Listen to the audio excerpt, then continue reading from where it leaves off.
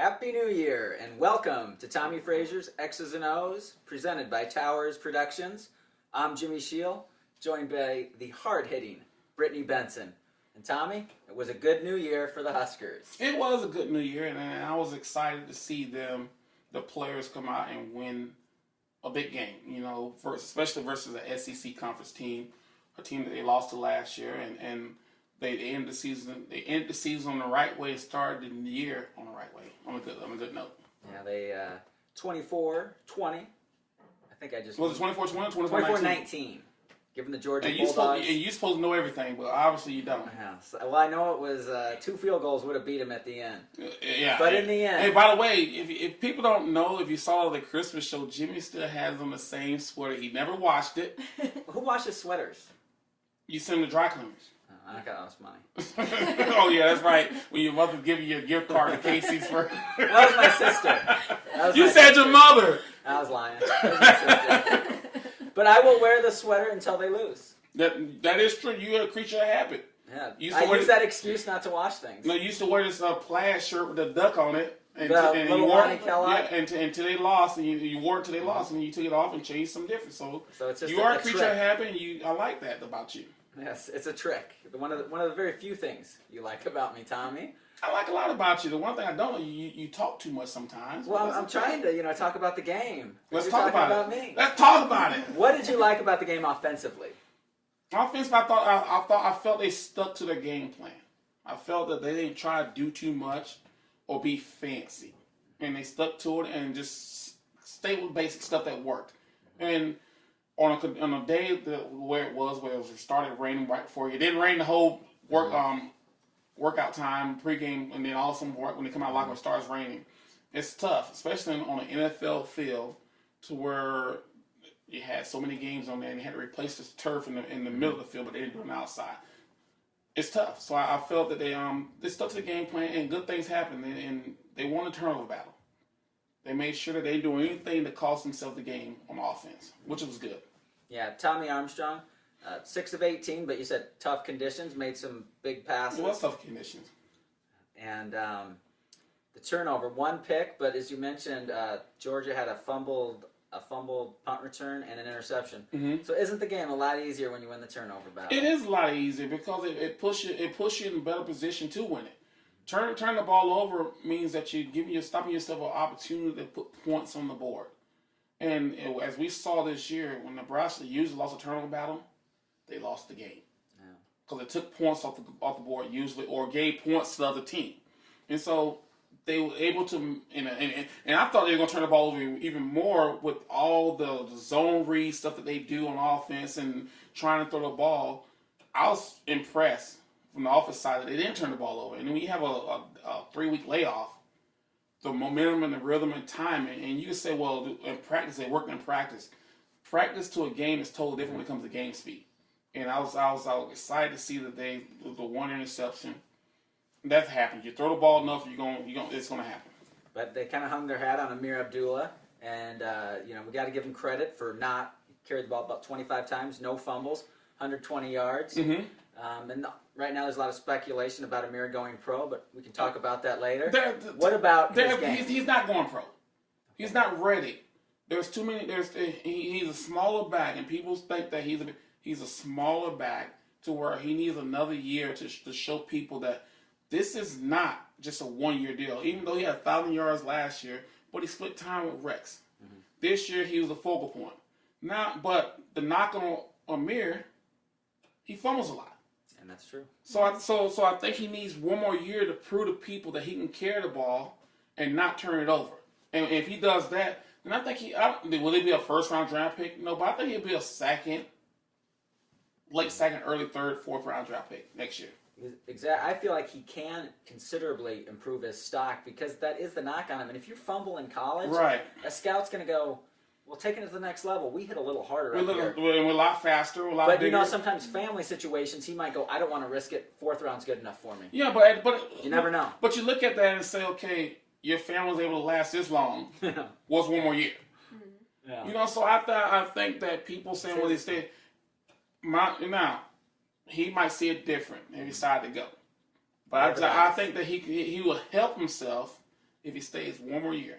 And then that's not me being selfish. That's just me knowing, going through the process, knowing the strength and weakness. And if you're a running back, if you have a knock on fumbling the ball, being a fumbler, then you're not going to go very high. And the perfect example was Kansas City Chiefs, the back Mike Davis. I can't remember what college he went to, but the knock you heard on him, the reason why he's a low draft pick, because he fumbled a lot in college.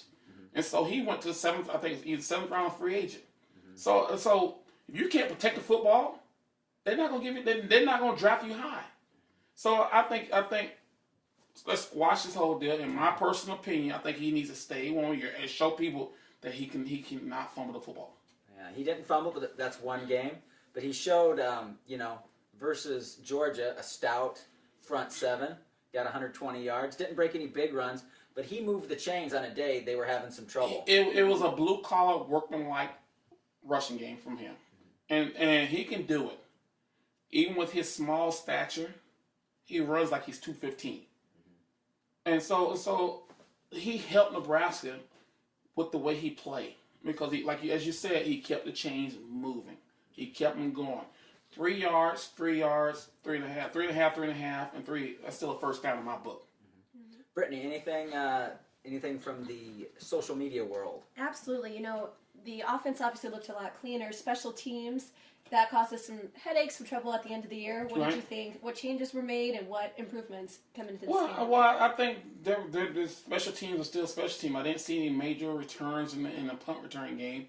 I still thought that Foles still had a bad day punting. The first punt he punted. Yeah. That's the one phase of Nebraska's team that needs the most work is special team, because there's 3 phases to every team: offense, defense, special teams. And if your special teams can't perform and put you in position to put points on the board, you're lacking. And yesterday we get a fumble punt, muff punt return. Yes, that helped us.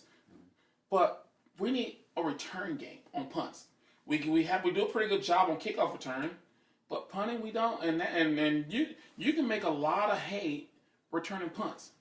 And so I think that's the one area for sure that either you got to change who's running special teams, or go out or put more emphasis in practice on that phase.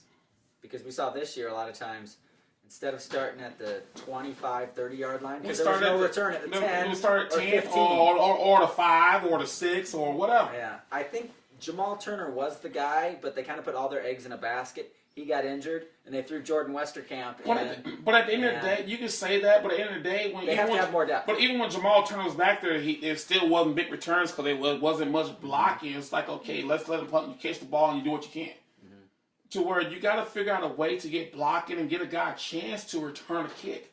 And we see other teams do it. We see other teams it has to do be it. able to be done. It has to be done. So I don't know if they just say, hey, you just catch the ball, or because it's not like on punt return they were rushing trying to block the ball. Yeah. And so I think that's the one phase of special teams that can truly help Nebraska improve, 1, the field position battle, and 2, overall the special teams play. Yeah, speaking of play, the big play in the game, your thoughts on the 99.9-yard touchdown? I think it won him the game. He got sacked, and most people thought it was a safety, but it was down the half-yard line. Good awareness. And it's just one of those deals to where it was a broken coverage by Georgia. That's truly what it was. And then a poor tackle. And a poor tackle, you can't do anything about it. He called a play, and most people don't realize that when you're that deep, the one time you can throw a deep pass, max tech, is when you're backed up. Because they realize, we got you back there now. You're not going to do anything crazy. So it kind of caught them off guard. And it was a pretty good throw. I'm not going to say it was a great throw. It was good to go. Good. But I think by him catching the ball and bouncing off the tackle and going, that made the play there. It was the perfect storm of everything in that play. And earlier in the year, they ran the same thing with Ron Kellogg, and they got a pass interference because as you said, you get single coverage. And if they pick it, that's like a punt. It's like a punt anyway because you're not going. If you punt the ball there, you're not going to get to that spot anyway because you don't have enough room or distance to get a punt off. But unfortunately, it seems like a reoccurring theme as we're pretty backed up against Penn State because of punt returns and then a fumble snap. Well, that's part of it. But it all kind of comes back. It all comes back to that. But Michigan State, good things happened from that play, and it was a boost They for made them it stand because up. it put them up 2 scores, which at the end of the game it helped because Georgia was driving down. And he stopped him on 4th down, two series in a row. So it helped. And Andrew Green, we want to mention before we go to the audio side. Andrew Green had an up and down career, but he finished looking all Big Ten. He played very well. Saying some people step up and played well. So I mean, he did a great job of saying, this is. I don't know if does he have another year? Nope, that's it for him. You go out with a bang. Yep. And this was his last game, and wearing the N on his helmet, and the red pants and the right jersey. Yeah. Was it? They were red pants. Red pants, white jerseys, which I still. The TV's in the French Quarter, I kind of had too much of a good time in the French Quarter there, so. But on one of those last 4th downs you mentioned, they would have had the first down, a catch, and Green just laid him out. He laid him out, and that's the guy stepping up, making a play. Yeah. And that's all you're gonna ask. And Andrew Green wasn't the only one on the defense to step up. And on the other side, when we switch to audio, we'll talk about some of the other stars of the defense for the Black Shirts. You can check out the video version on SoundCloud and also on iTunes. You can download both the extended version and that. So let's switch to the defensive side of the ball. What were your thoughts on that? Defense played a great game.